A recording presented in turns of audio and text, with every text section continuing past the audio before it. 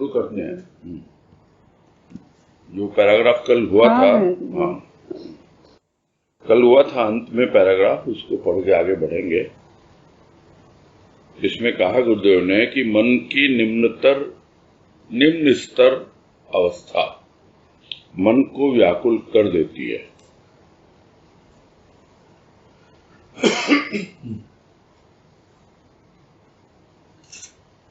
मन की निम्न स्तर अवस्था मन को व्याकुल कर देती है। यह निम्न स्तर अवस्था अभाव है। भाव इस अवस्था में परिवर्तन लाता है।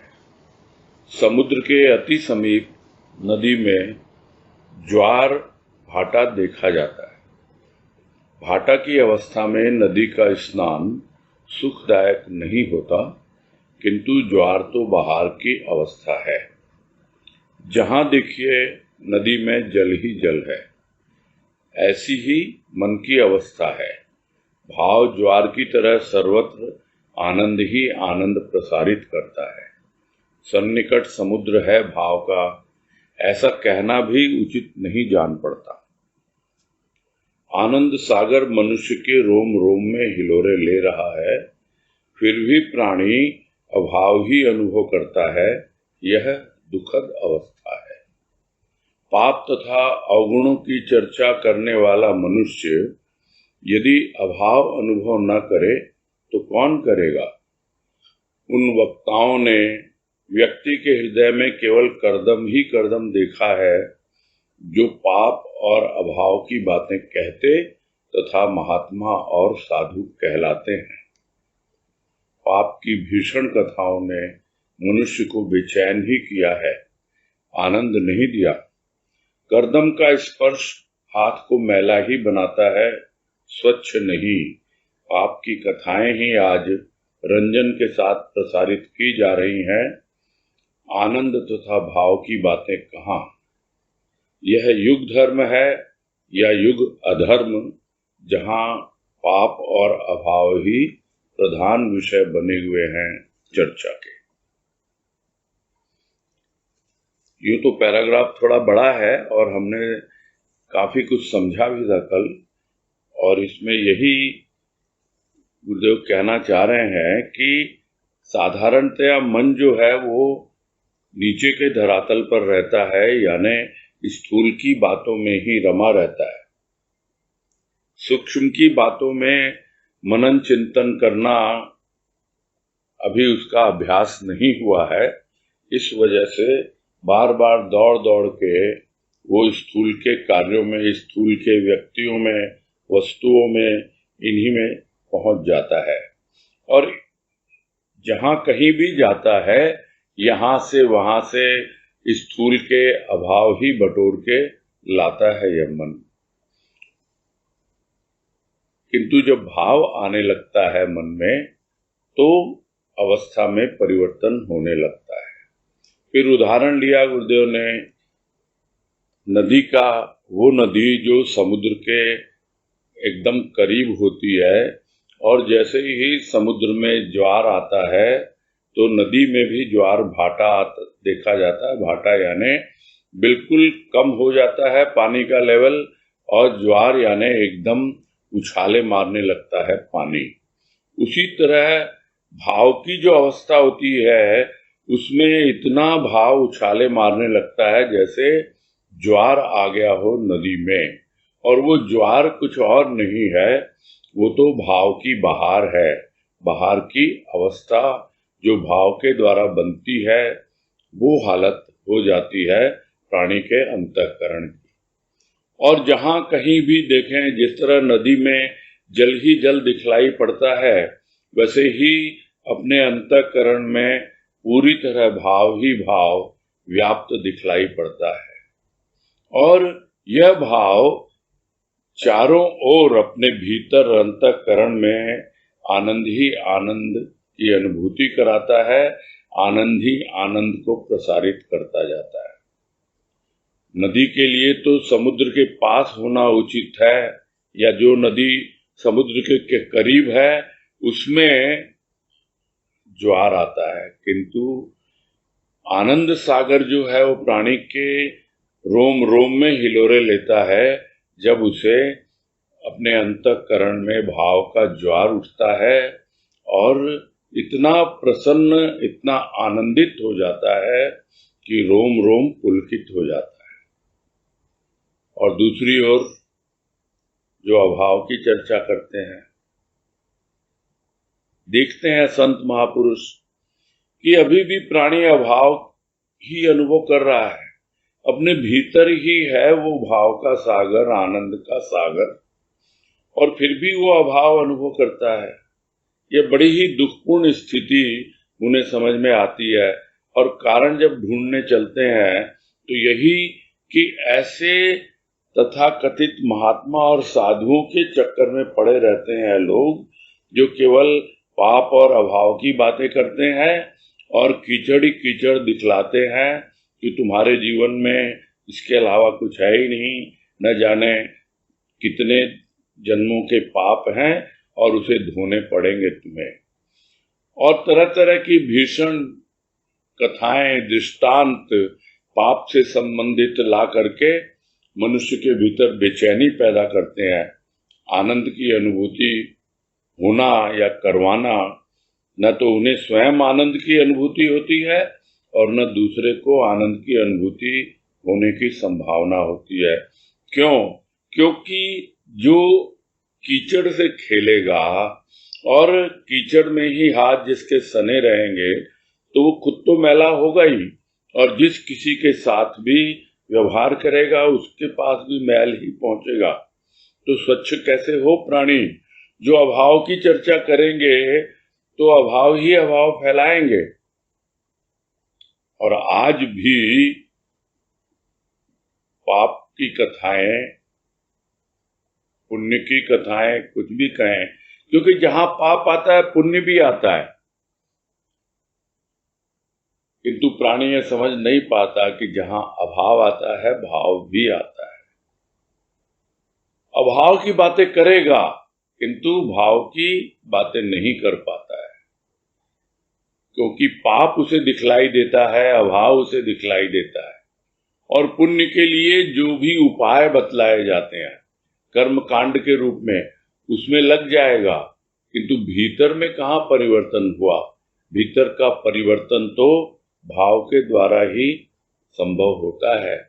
तो लोग कितनी कथाएं बोलते रहें और बड़े चटकारे ले लेके सुनते रहें और कितनी ही लीलाएं मंचित करते रहें, किंतु वहां पर आनंद और भाव की बातें कहाँ हैं? तो लोग कहेंगे भाई यह तो युग धर्म है, ये धर्म नहीं है, यह तो अधर्म है जो इस युग में फैला हुआ है, जहां पर केवल पाप और अभाव की ही चर्चा होती रहती है। आज कह रहे हैं पाप और अभाव का निवारण भाव ही करता है। नदी के तल भाग में कीचड़ है तो जल भी है। जल शीतलता प्रदायक है। जो लोग करदम में ही शीतलता खोजते हैं उनकी कथा निराली है। भैया जी। हाँ हेलो। हाँ बोलिए। भैया जी आपकी आवाज थोड़ी कट रही है भैया जी। मुझे तो आपकी आवाज कटती हुई लग रही है। आपका अनम्यूट भी नहीं है। आपका अनम्यूट नहीं है, उसके बावजूद आवाज एकदम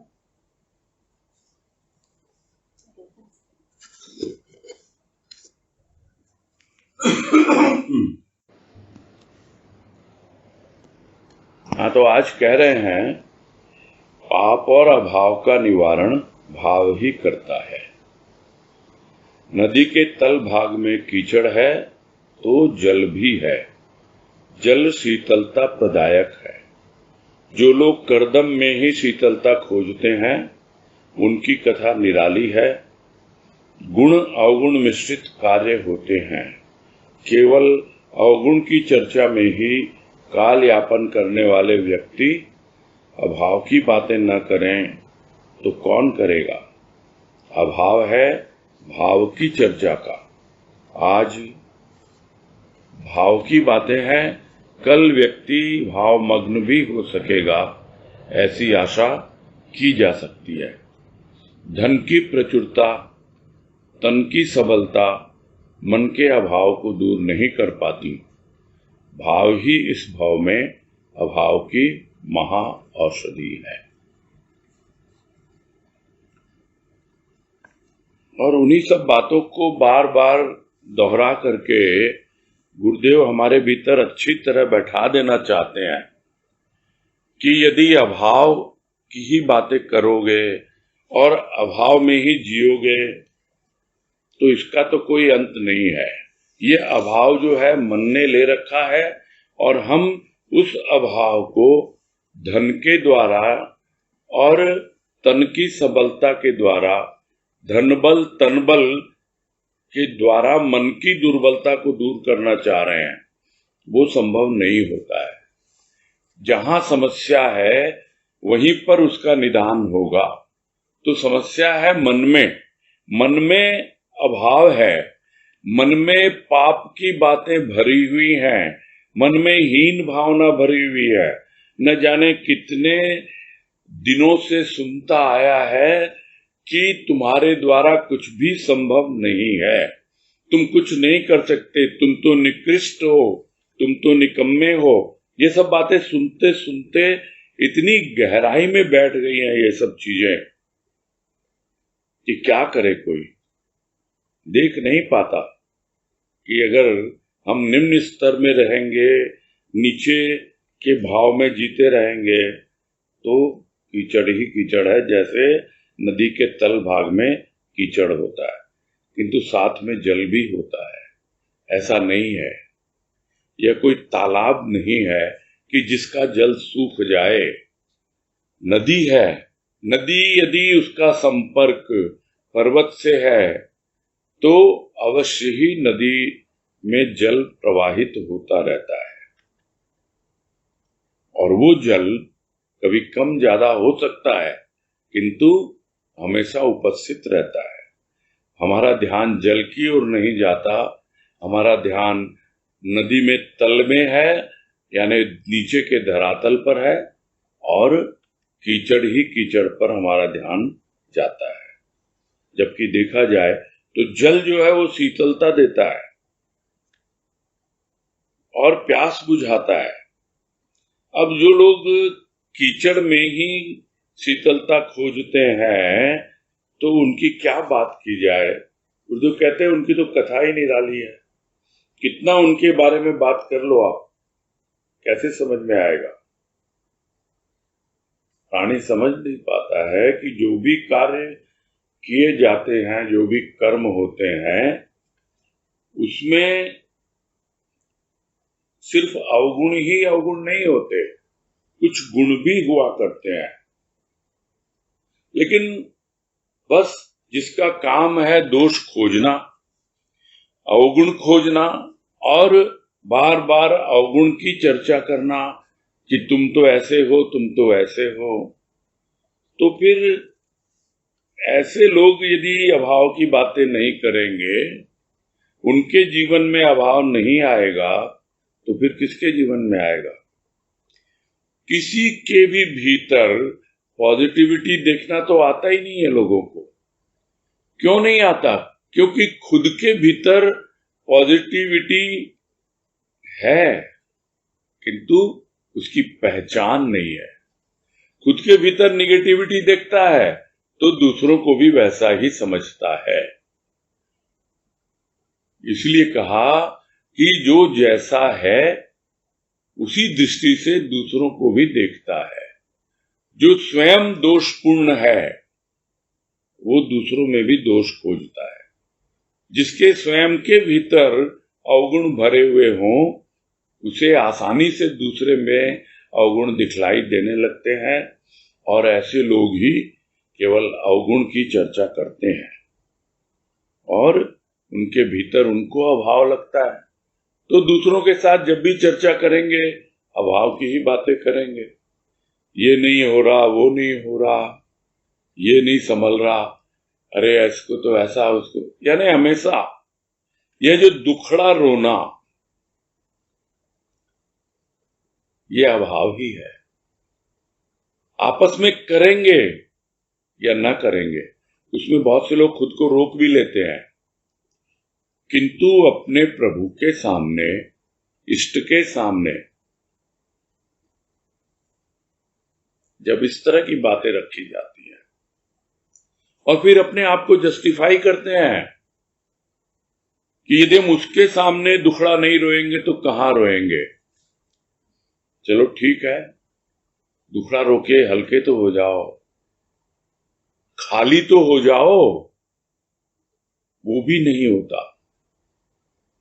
यह अभाव हमेशा लगा ही रहता है ऐसे लोगों के जीवन में। इसीलिए अभाव ही अभाव की चर्चा होती है। तो किस चीज का अभाव है? सबसे बड़ा अभाव यदि है तो यहां कह रहे हैं गुरुदेव, वो है भाव की चर्चा का। लोग अभाव की चर्चा करेंगे लेकिन भाव की चर्चा नहीं करेंगे। कैसे करें? यदि कुछ भाव की अनुभूति हो तो उसकी चर्चा करें। अनुभूति तो अभाव की हो रही है, तो यदि अभाव की अनुभूति हो रही है उसी की चर्चा होगी। हाँ, जिसको भाव की अनुभूति होती है वो कुछ न कुछ प्रयास करेगा अवश्य, किंतु उसकी चर्चा में शामिल होने वाले कितने लोग हैं? सबको तो अभाव की चर्चा चाहिए। कितनी भीड़ लगती है, कितने बड़े बड़े पंडाल सजाए जाते हैं, हजारों हजारों लोग इकट्ठे होते हैं उनको सुनने के लिए, जो पाप पुण्य की कथा सुनाते रहते हैं, अभावों की चर्चा करते रहते हैं। जहां भाव की चर्चा होती है, भाव की बातें होती है, वहां तो गिने चुने लोग ही होते हैं। तो इस बात का बहुत बड़ा अभाव है। किस बात का? कि लोग भाव की चर्चा नहीं करते हैं, समझ नहीं पाते हैं कि आज यदि भाव की चर्चा करेंगे, भाव की बातें करेंगे, तो सद्गुरु की कृपा से कल भाव कुछ अंदर भी जाएगा, कुछ भाव में मग्न भी होंगे। तो इस तरह की आशा लेके यदि कोई चलता है जीवन में और भाव की चर्चा करता है तो अवश्य ही उसकी आशा पूरी होती है। और जैसे जैसे आशा पूरी होती जाती है, अपने आप ही उसका विश्वास दृढ़ होता जाता है कि ऐसा नहीं है कि मैं जब अपने प्रभु को सुमिरन करता हूं तो रूखा सूखा रह जाता हूं। मुझे उसकी कृपा से भाव की अनुभूति होती ही होती है। इस तरह अनुभूति होती है, फिर धीरे धीरे भाव में मगन होना सीख जाता है। तो कितना ही समझा लें गुरुदेव, कितना ही भाव का गुणगान कर लें, किंतु फिर भी समझ नहीं आता है। स्वाभाविक है, क्योंकि लोग लगे हुए हैं धन इकट्ठा करने में। धन और तन, उसके द्वारा मन का अभाव दूर करना चाहते हैं, किंतु मन का अभाव तो दूर होगा भाव के द्वारा। इसलिए भाव ही इस भाव में अभाव की महा औषधि है। यानी ये जो अभाव का रोग मन को लगा हुआ है, उसकी महा औषधि, यानी उससे बड़ी कोई औषधि है ही नहीं, उससे बड़ा कोई इलाज नहीं है। भाव के द्वारा हर एक प्रकार के रोग दूर होते हैं। भीतरी रोग, आंतरिक रोग, अंतःकरण के रोग, चाहे वो मन में हो, बुद्धि में हो, चित्त में हो, अहंकार में हो, चारों जगह कुछ न कुछ रोग लगा हुआ है। मन में मैल जमा हुआ है, चित्त में चंचलता है, बुद्धि में भ्रम है, अहंकार में आवरण है। ये सब भाव के द्वारा दूर होते हैं। ये सारे रोग, इनका निदान होता है भाव के द्वारा। आगे कह रहे हैं, अभाव का प्रचार मनुष्य में हिंसा, द्वेष, क्रोध, लालच आदि मलिन भावों की वृद्धि करता है। दुख द्वंद्व का कारण भी अभाव की भावना है। अभारतीय विचारों ने भारत में महा अशांति फैला रखी है। मनुष्य का दैवी भाव दिन प्रतिदिन क्षीण होता जा रहा है।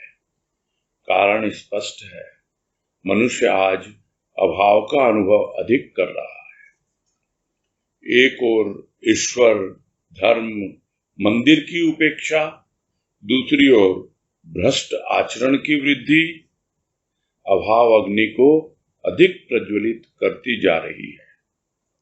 धार्मिक ग्रंथों का पठन पाठन आज उपहासास्पद हो रहा है। साधु महात्माओं की पाप पुण्य की कथाएं तथा आधुनिक काल का विदेशी तथा स्वदेशी साहित्य दोनों ही अभाव वृद्धि के सहायक सिद्ध हो रहे हैं। वे महात्मा तथा साधु साधारण जनों के अवगुणों की चर्चा करते करते नहीं अघाते तथा ये साधारण जन उनकी निंदा करने में जग में शांति के दर्शन दुर्लभ हो रहे हैं। इन वाद विवादों का अंत होना तो संभव नहीं, किंतु यदि ये भाव को अपनाएं तो अभाव की अवस्था में परिवर्तन आ सकता है। भाव में अभाव न था और न है भाव वालों के लिए। यह भाव आत्मानंद का पर्यायवाची शब्द है।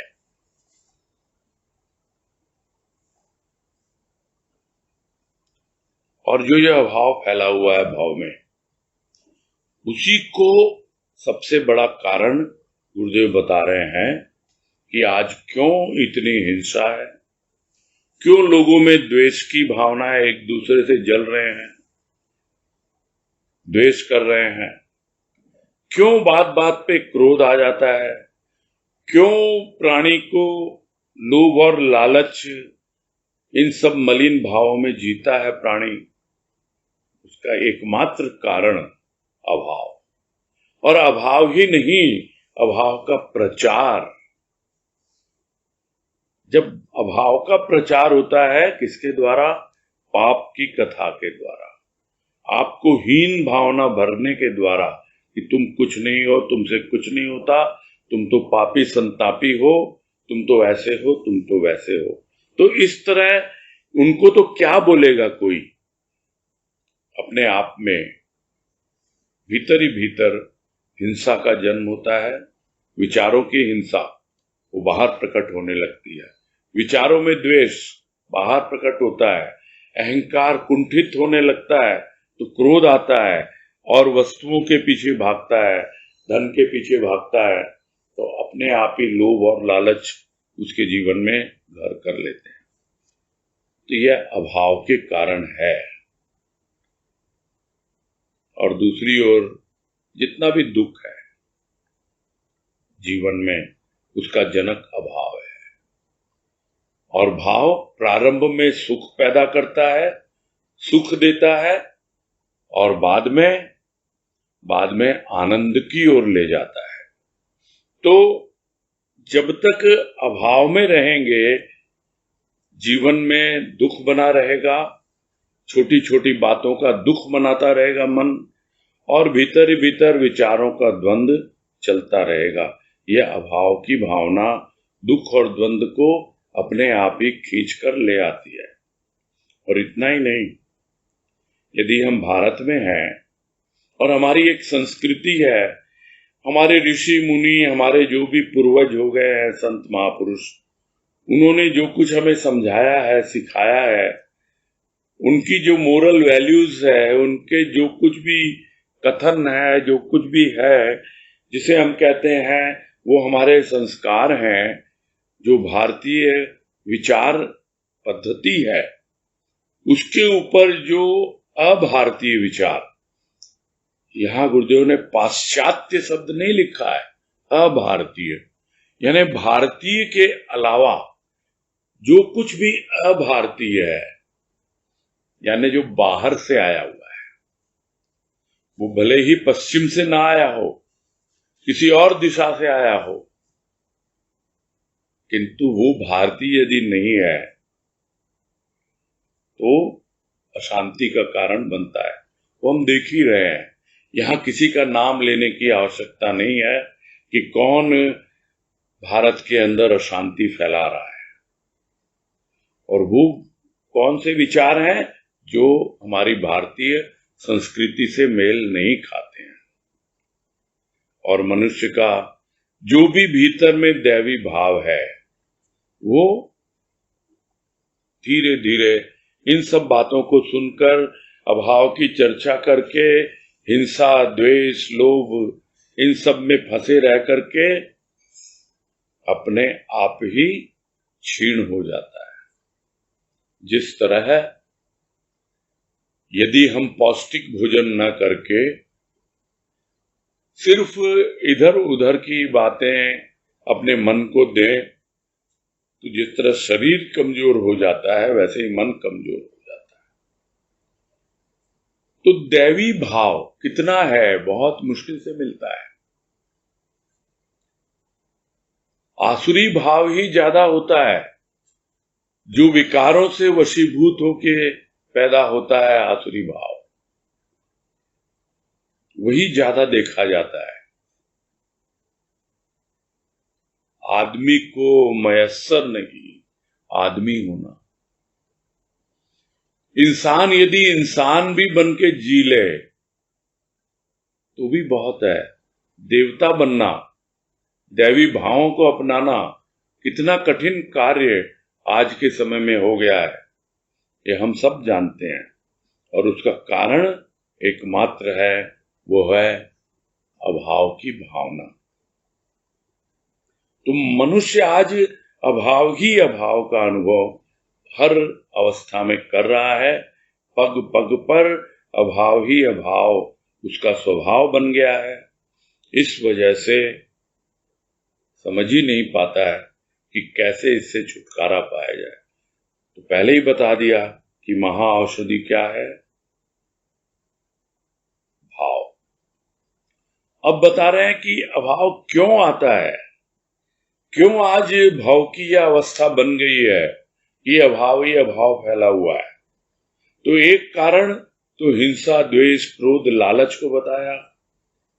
दूसरा कारण बता रहे हैं कि ईश्वर की उपेक्षा, धर्म कर्म की उपेक्षा, मंदिर गुरुद्वारे की उपेक्षा, ये एक। और दूसरी ओर भ्रष्ट आचरण की वृद्धि। हर चीज में भ्रष्टाचार है। भ्रष्टाचार सिर्फ रुपये पैसे का नहीं होता है। आचरण यदि भ्रष्ट है तो वो भ्रष्टाचार ही कहलाएगा, और उसमें वृद्धि हो रही है। ईश्वर उपेक्षित, धर्म उपेक्षित, मंदिर गुरुद्वारे उपेक्षित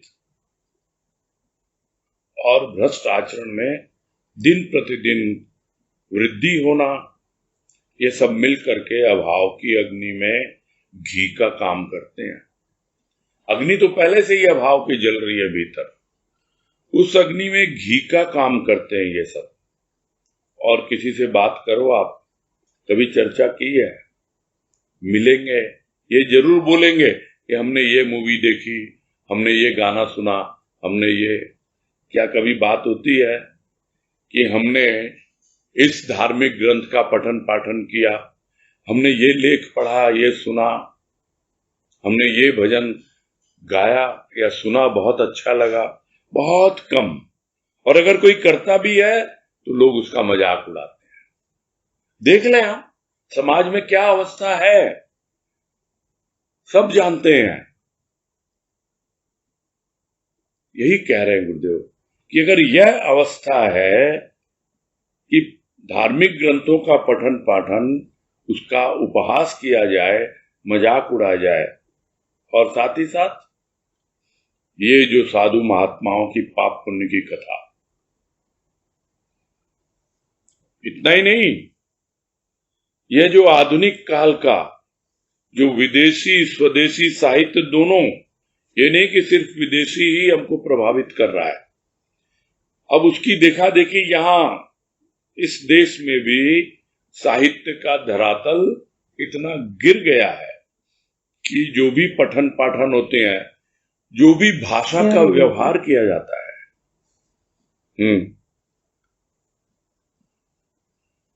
हाँ, हाथ तो आए हैं, थोड़ा पॉज दें। थोड़ी आँख क्लियर नहीं आ रही है जी, बीच बीच में आवाज थोड़ी डिस्टर्बेंस।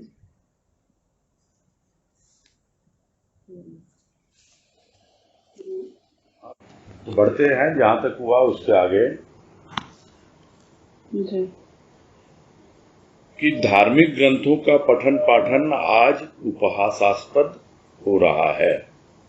तो कोई भी धर्म की बातें या धार्मिक ग्रंथों का पठन पाठन होता ही नहीं है और उसके बारे में भी कोई चर्चा नहीं होती है। और फिर साधु महात्मा ये पाप पुण्य की कथाओं में लगे हुए हैं।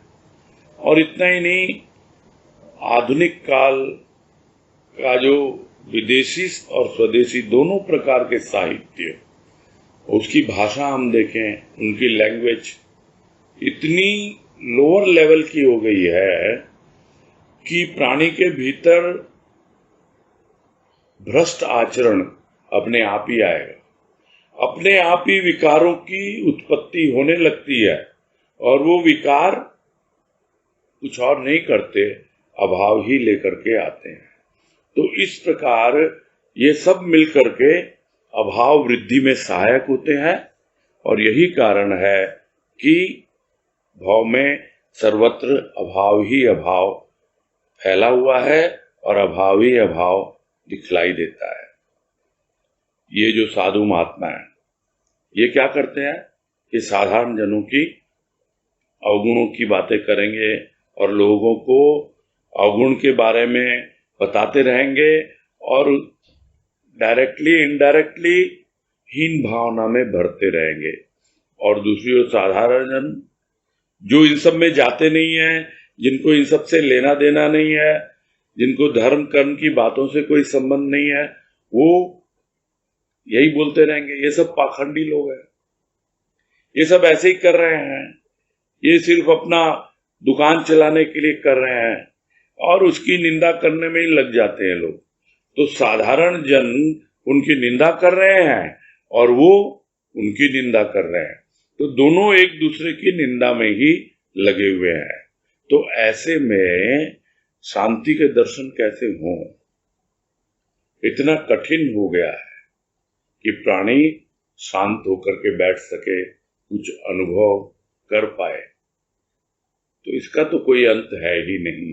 कितना इसके ऊपर आप चर्चा कर लो, कितना वाद विवाद कर लो, तो वाद विवाद का तो कभी अंत होता नहीं है।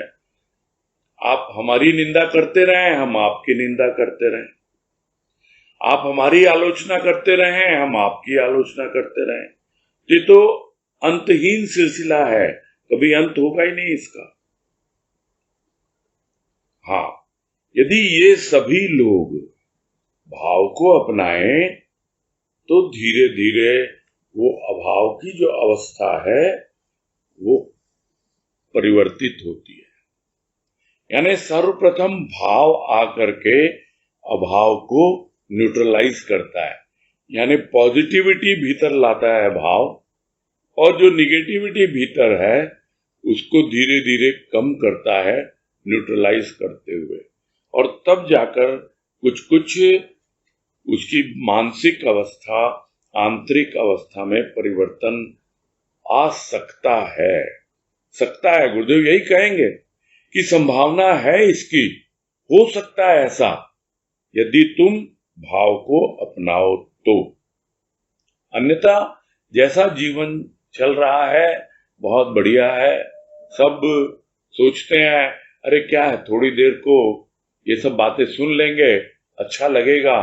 अब हमारे जीवन में तो अभाव लगा ही हुआ है, सबके जीवन में लगा हुआ है, और उसी की चर्चा होती है, उसके अलावा कोई बातें कहाँ होती हैं।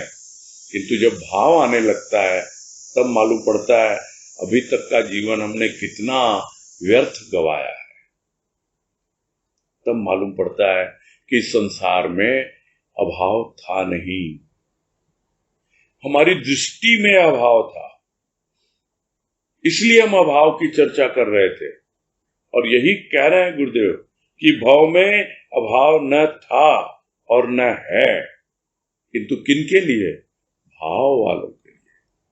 जो भावपूर्ण जीवन जीते हैं, भाव ही जिनका स्वभाव बनने लगता है, तो अपने आप ही उनके जीवन से अभाव दूर हो जाता है।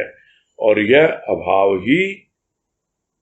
भाव ही अभाव को दूर करता हुआ, यानी जो बात थोड़ी देर पहले हो रही थी कि मन बुद्धि चित्त अहंकार, ये चारों धरातल के अंदर जितनी भी गंदगी है, जितना भी मैल है, वो सब दूर करते हुए यह भाव हमें आत्मानंद तक पहुंचाता है, आत्म भाव में प्रतिष्ठित करता है। और यह गुरुदेव का ब्रह्म वाक्य मान के चलें कि यह भाव आत्मानंद का पर्यायवाची शब्द है। पर्यायवाची का मतलब साइनोनिम। जिस तरह सूरज का पर्यायवाची सूर्य है, भास्कर है, दिनकर है, न जाने कितने पर्यायवाची शब्द एक के होते हैं, किंतु यह सुनकर बड़ी तृप्ति मिलती है हमको, बहुत संतुष्टि होती है और इतनी शांति भीतर छा जाती है कि हम भावपूर्ण जीवन जी रहे हैं। और गुरुदेव कह रहे हैं यह भाव कुछ और नहीं है, यह आत्मानंद का पर्यायवाची है। जिस आत्मानंद के प्रसार की बात गुरुदेव कहते हैं, जो भाव निर्झरणी के एकदम ऊपर में लिखा हुआ है उसके फोल्डर में कि हम क्या चाहते हैं, हम चाहते हैं आत्मानंद का प्रसार। तो उसके लिए क्या करना है यहां स्पष्ट बता दिया कि वो आत्मानंद का प्रसार यानी भाव का प्रसार। हम भाव में जिएंगे, भाव प्रसारित करेंगे या प्रसारित होगा, तो अपने आप ही आत्मानंद का प्रसार होगा। तो यह भाव जो है आत्मानंद का पर्यायवाची है।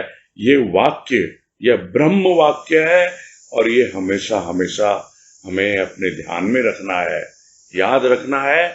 और सिर्फ भाव ही भाव, उसके अलावा और कुछ नहीं। यही हमारा जीवन हो। इसको कहते हैं गुरुदेव, एक रखे टेक, वो एक कौन, वो एक है भाव। यह भाव ही हमारी टेक रखेगा, यानी हमें सहारा देगा हर जगह, हर स्थिति परिस्थिति में।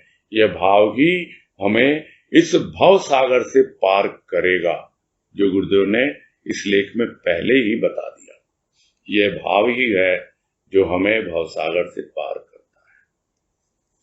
बस यही पूरा करते हैं आज गुरुदेव की कृपा से इस लेख को। तो इससे संबंधित कोई प्रश्न है? आज जो हुआ उससे संबंधित या इस लेख से संबंधित? क्योंकि बहुत बड़ा लेख तो ये रहा नहीं, पिछले 7-8 दिन में ही पूरा हो चुका है। तो रोज रोज बातें हम लोग करते भी रहते हैं इसके बारे में।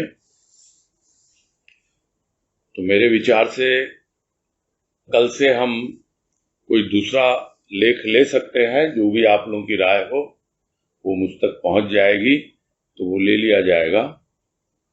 अभी जो लेख हुआ भाव में अभाव, उससे संबंधित कोई प्रश्न किसी के मन में हो तो उस पे हम चर्चा कर सकते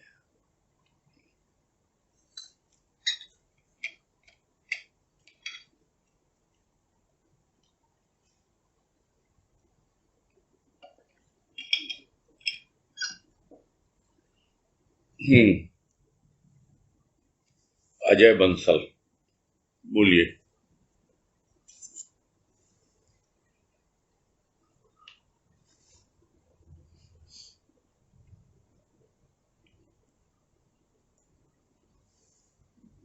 हाँ वनीता, अनम्यूट करो।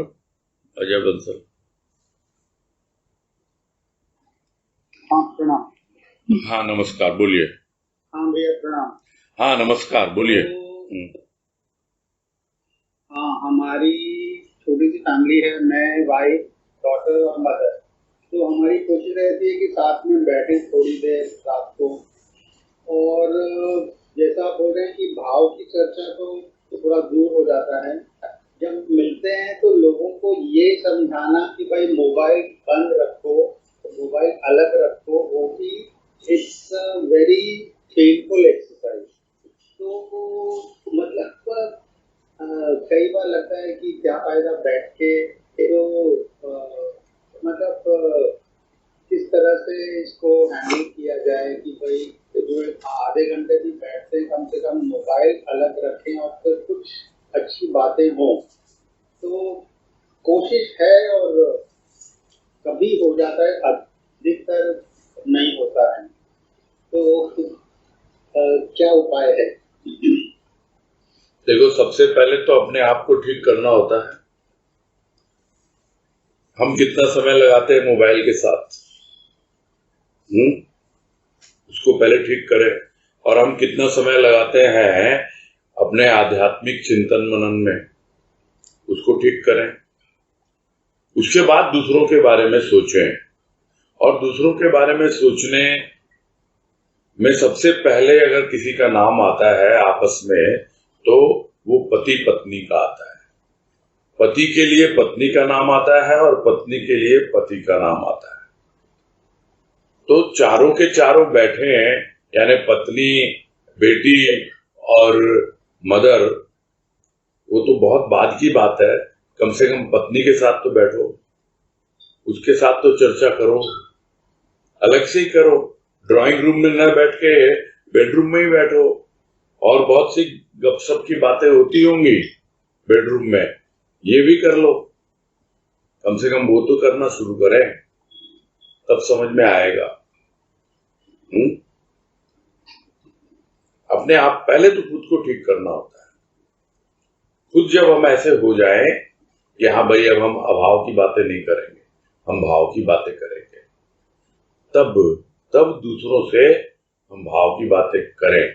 और जहां तक मोबाइल बंद करने की बात है, वो तो आप एक समय निर्धारित कर दें आपस में मिल करके, जो समय आपको और आपकी पत्नी को, उषा जी को सूट करता हो, है ना।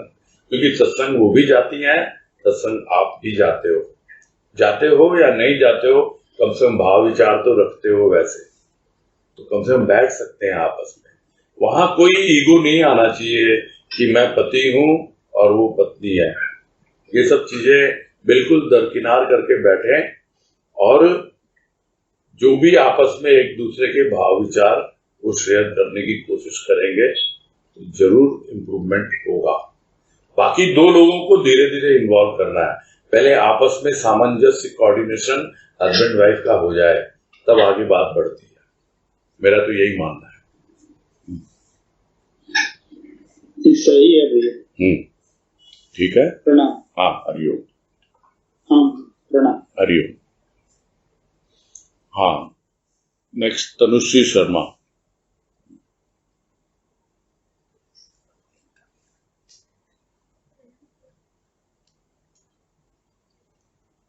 हेलो।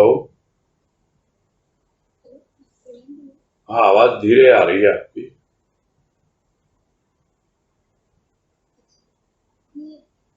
ये पूछना था कि ये बात जो आई थी कि सहनशीलता का, जिसमें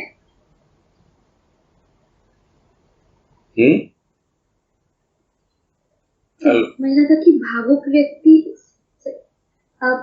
व्यक्ति सहनशील किस प्रकार होता है,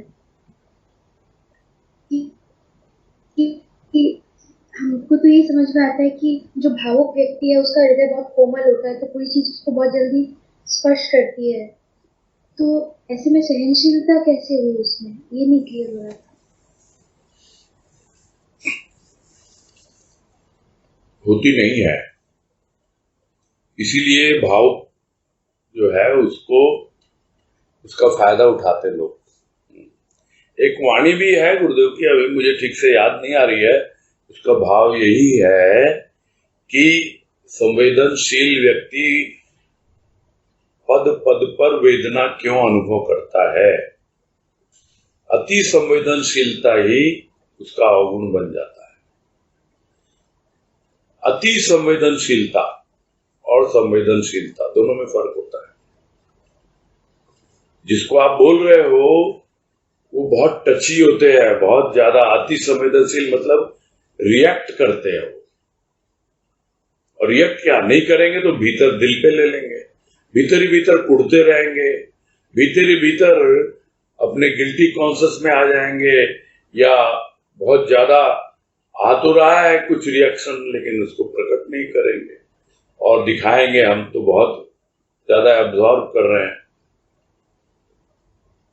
यदि भावुक व्यक्ति के भीतर सहनशीलता आ जाए तब उसके भीतर भाव बड़ी आसानी से प्रवेश करता है।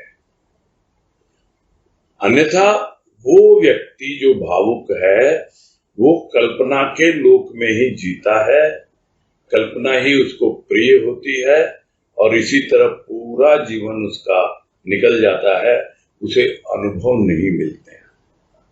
ये बिल्कुल जो गुरुदेव ने इस लेख में बताया, मैं उसका सार बता रहा हूँ। सर, उस वाणी में था कि व्यवहार की अति सूक्ष्म अनुभूति उसका अवगुण, व्यवहार को बहुत सूक्ष्म रूप से अनुभव करता है। जो भी है वो अपना विवेक नहीं लगाता ना, बुद्धि नहीं लगाता है, उसकी भी आवश्यकता होती है। भगवान ने दिया है ना, दिमाग भी तो दिया है, दिल दिया है तो दिमाग भी दिया है। और लोग इतना प्रचलित कर देते हैं इन सब बातों को कि दिल की सुनो दिमाग की मत सुनो। क्या मतलब है? फिर दिमाग दिया क्यों देने वाले ने? वो उनके लिए होता है जो दिमाग से ही काम लेते हैं दिन भर।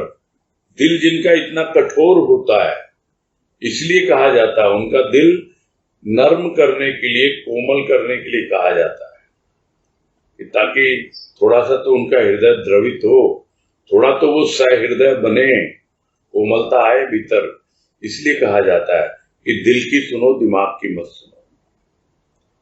वो ज्यादा दिमाग से काम लेते हैं,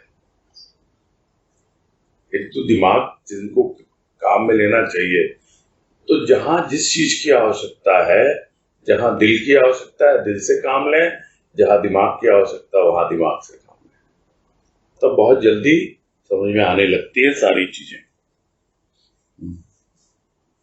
अच्छा, व्यवहार में ज्यादातर हमें दिमाग का ही काम लेना है, ना कि दिल का। हाँ जी, बहुत जल्दी समझ में आ गया। हाँ, बिल्कुल सही समझा है। ठीक है। हाँ, हरिओम हरिओम।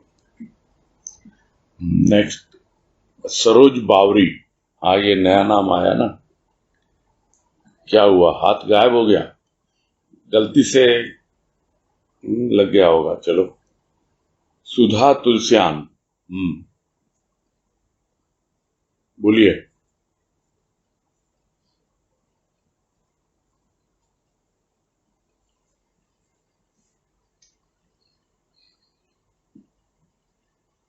प्रणाम भैया। हाँ नमस्कार, बोलिए। प्रणाम। हाँ बोलिए बोलिए। जैसे बात आई थी इस लेख में, सत्व रज, ये पेज 58 का पैराग्राफ है। एक मिनट होल्ड करिए।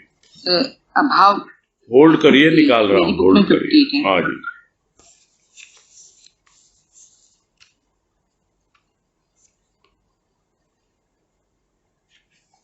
आप पैराग्राफ बताइए। अभाव की गणना करना, अभाव की गणना। अच्छा ठीक है, हाँ ठीक है। हाँ हाँ, सत्व तम रज की, इसमें सेकंड वही, हाँ, सत्व रज तम की अधिकता तथा न्यूनता ने अनेक भाव फैलाए। तो ये बात जो आपने की थी, जब समझ में आई थी कि ये भाव फैलाए, समझ में आता है कि जीवन में इन तीनों ये जो गुण हैं हमारे, सत्व रज तम, तीनों रहते हैं, तो इनका बैलेंस कैसे किया जाए ताकि हमारा भाव हमेशा बना रहे इनके सामने। ये बात तो आई थी ना कि मेन तो क्या है, रजोगुणी है ना मेन। तो जो हमको कर्म करने हैं, जो हमको जीवन है, हमारे संसार जो बना है कर्म प्रधान है, उसमें कोई संदेह है ही नहीं, कर्म तो करने ही है। वो कर्म किस पर आधारित है? वो सतोगुण पर आधारित है सतोगुण या तमोगुण पर आधारित है, इस पर निर्भर करेगा। तो ये कभी तो अधिकता हो जाती है एक की और दूसरे की न्यूनता हो जाती है, और कभी किसी एक की अधिकता दूसरे की न्यूनता। तो इस तरह से यह जो डिसबैलेंस रहता है, कभी ज्यादा हो गया कभी कम हो गया, तो ये चीज नहीं होनी चाहिए, ये बोल रहे हैं। इससे अनेक भाव इसको बैलेंस कैसे किया जाए, वही पूछ रहे थे। बैलेंस तो यही है, विवेक का काम लेना पड़ता है। जहां जो अभी बात हो रही थी कि अगर दुनिया से व्यवहार करना है तो मानी हुई बात है ना, तो दिमाग से करना है। हाँ, वहां दिल ज्यादा मत लगाओ। सब उसका मिसयूज करते हैं। जो थोड़ा सा भी भावुक व्यक्ति है, थोड़ा सा भी सेंटिमेंटल है, जिसको लोग क्या बोलते हैं, उस पे अपने आप आसानी से है ना उसका इमोशनल अत्याचार हो जाता है, बड़ी आसानी से होता है। हाँ, और इमोशनल ब्लैकमेलिंग होती है। अत्याचार तो बाद में होगा। जो ब्लैकमेल नहीं करने के लिए तैयार नहीं होता है उसके ऊपर अत्याचार होता है, नहीं तो इमोशनल ब्लैकमेलिंग होती रहती है। आपकी भावनाओं से लोग खेलते रहते हैं जितना उनको आवश्यक है। हाँ, वो ब्लैकमेलिंग है एक तरह से। तो इसलिए आपको कहाँ कौन से गुण का व्यवहार करना है वो आपका विवेक बतलाएगा, किसके साथ कैसे पेश आना है।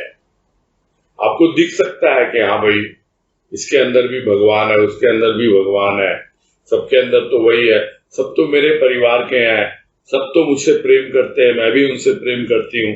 लेकिन इसका मतलब ये नहीं है कि सबसे एक जैसा व्यवहार करोगे, है ना। जिसको बीबी जी कहते हैं कि आप समदर्शी हो सकते हो, समवर्ती नहीं। समवर्ती मतलब एक जैसा व्यवहार नहीं कर सकते। हाँ जी, किसके साथ कैसा व्यवहार करना है वो आपको आपका विवेक बताएगा।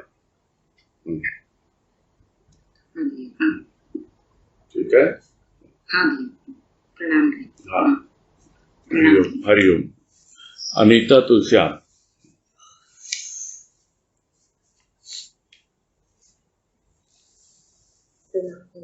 हाँ नमस्कार, बोलिए। मैं एक बात पूछ रही थी कि जैसे इस लेख में भी शुरुआत में आया कि सृष्टि का प्रारंभ कैसे हुआ, और यही बात मतलब इसी तरह का करेगा प्रश्न भाव योग में भी आया, शांति का उत्तम है उसमें भी है, और भी मतलब मुझे लग रहा है कि कई बार है ये बात। तो गुरुदेव कई बार इन बातों को रख करके हमको क्या, जैसे मुझे पढ़ते हुए लग रहा था कि इन सब बातों से वैसे हमारा क्या इतना सत्कार कब होगा, लेकिन बार बार आ रही तो कुछ तो बात तो क्या समझे। आप तो पहले तो ये देखो ना कहाँ हो। अब हर एक जगह अलग अलग संदर्भ में बोली गई होंगी बातें। अभी मैं कोई इतना याद मुझे रहता भी नहीं है और जरूरत भी महसूस नहीं होती है कि कौन से लेख में गुरुदेव ने क्या बात किस लिए कही है, मुझे इसकी जरूरत महसूस नहीं होती है। लेकिन हाँ, इतना जरूर लगता है कि भाई आप जिस स्थिति में हो पहले उसको समझो, फिर देखना कि ये सृष्टिकर्ता ने जो सृष्टि बनाई है क्यों बनाई है, और आप कितने खरे उतरते हो इसमें। आप जो अपना जीवन जी रहे हो वो किससे प्रेरित होकर जी रहे हो, क्या वास्तव में आपका जीवन जैसा आप चाहते हो या जिस लाइन में आप चले हो, चाहे उसको आप भक्ति कह लो, ज्ञान कह लो, आध्यात्मिकता कह लो, भाव प्रेम कह लो, कुछ भी नाम दो, क्या आप वास्तव में उस पर खरे उतर रहे हो, ये ज्यादा महत्वपूर्ण है। सृष्टिकर्ता ने बनाई होगी सृष्टि, किसी मतलब से बनाई होगी, और अगर हम उसको जान भी लेंगे, समझ भी लेंगे कि सृष्टि का उद्गम कहां से हुआ, कैसे हुआ, शांति का उद्गम कहां से हुआ, कैसे हुआ, मान लो हम जान भी लेते हैं, तो क्या उससे हमको शांति मिल जाती है? क्या हम सृष्टिकर्ता को जान लेते हैं जो हमारे भीतर बैठा हुआ है? हम तो अपने आप को जानेंगे, यथा स्थिति को अपने आप को समझेंगे, तभी हमारे लिए वो पर्याप्त है, हमारे लिए अंदर सब कुछ है। ये बात तो जरूर समझ में आनी चाहिए कि हमारे भीतर, एक मनुष्य के भीतर सब कुछ है, पूरी सृष्टि समाई हुई है, और यही विशेषता है सृष्टिकर्ता की कि उसने एक मानव के भीतर में अपना सर्वोत्तम दे रखा है, और दे ही नहीं रखा, स्वयं भी हर जगह विद्यमान है उसके भीतर, जिसको गुरुदेव ने कहा कि वो आनंद तो रोम रोम में हिलोरे लेता है, सब जगह है वो आनंद कंद, वो परमात्मा हर जगह विद्यमान है, बाहर का पता नहीं, हमारे भीतर हम अनुभव करें तब बाकी बातें बाद में करें कि क्या बाहर की सृष्टि है, क्या है, नहीं है हमारे लिए। तो हम जो हैं वही हमारी सृष्टि है, वही हमारी दृष्टि है, वही हमारा जीवन है।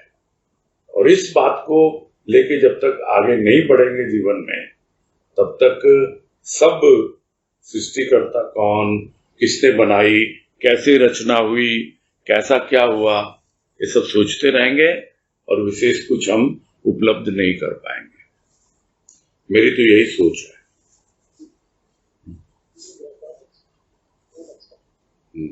और एक बात आ रही थी कि इसमें जो ये बातें हो रही थी कि एक तो भावुक और भाव इसमें आया था, तो उसमें आपने सेंसिटिव, सेंसिबल, इस तरह की बातें आई। तो यानी कि जो भावुक होता है वो मतलब सिर्फ सेंसिटिव है लेकिन सेंसिबल इतना नहीं होता, जबकि भाव वाला है वो साथ में क्योंकि उस पर ज्ञान है इसलिए वो सेंसिबल होता है। ये मेन दोनों में और डिफरेंस है क्या? जैसे अभी कंफ्यूज किया नहीं, वो नहीं है, वो ना सेंसिबल वो अगर होता तो फिर वो पागल क्यों कहलाता?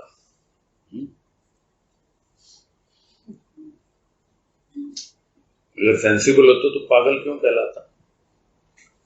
दुनिया की दृष्टि में है, सबकी अपनी अपनी दृष्टि है, वो अपनी दृष्टि में बिल्कुल है सेंसिबल, बशर्ते उसके भाव के अंदर में ज्ञान का समावेश हो।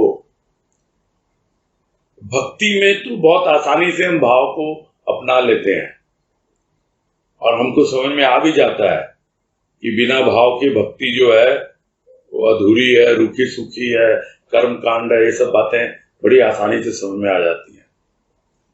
किंतु उससे आगे वहां पे हमारी सेंसिटिविटी पूरी काम आती है, हमारी भावुकता बहुत काम आती है। सेंसिबिलिटी के लिए ज्ञान आना चाहिए। सेंसिबल का मतलब क्या है? उसमें दिमाग है, कुछ बुद्धि है। बुद्धि है मतलब विवेक है। वो विवेक वो बिना ज्ञान के नहीं आता है। ये कोई दुनियादारी का ज्ञान नहीं है, यह आध्यात्मिक ज्ञान है और उसके लिए हमको सेंसिबल होना पड़ता है और बिना ज्ञान के सेंसिबल नहीं होते। तो दोनों चीजें साथ चलती हैं। तो भाव वाला सेंसिबल तभी होगा जब उसका भाव ज्ञान की ओर बढ़ेगा, अन्यथा वो भी पागल ही कहलाएगा और अपनी मौज मस्ती में जी सकता है वो अपने हिसाब से। और दुनिया वही बात आ गई ना कि फिर भी उसका क्या कहें, इमोशनल ब्लैकमेल करेगी। देखते नहीं थे क्या? अरे मैं एक घटना छोटी सी बोल दूंगा ना तो ऐसा लगेगा मालूम नहीं क्या है, गुरुदेव के सामने की, और जो मैंने देखी नहीं है सुनी है राजमा से।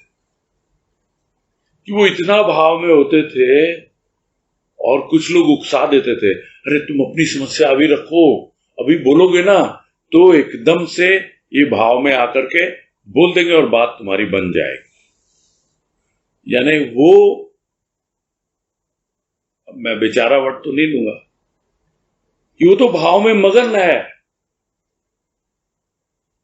और आप उसका मिसयूज कर रहे हो, ब्लैकमेल कर रहे हो उसके भाव को, और लोग ऐसे ही फायदा उठाते थे। लेकिन जब धीरे धीरे सेंसिबल हो गए गुरुदेव, तो उसके बाद बिल्कुल ये सब चीजें बंद कर दी उन्होंने। एकदम किसी से भौतिकवादिता की बातें करते ही नहीं थे, क्योंकि उनको समझ में आ गया सब कि लोग उनका मिसयूज कर रहे हैं भाव का। क्लियर हो गई होगी सब बातें मेरे ख्याल में। ठीक, हाँ।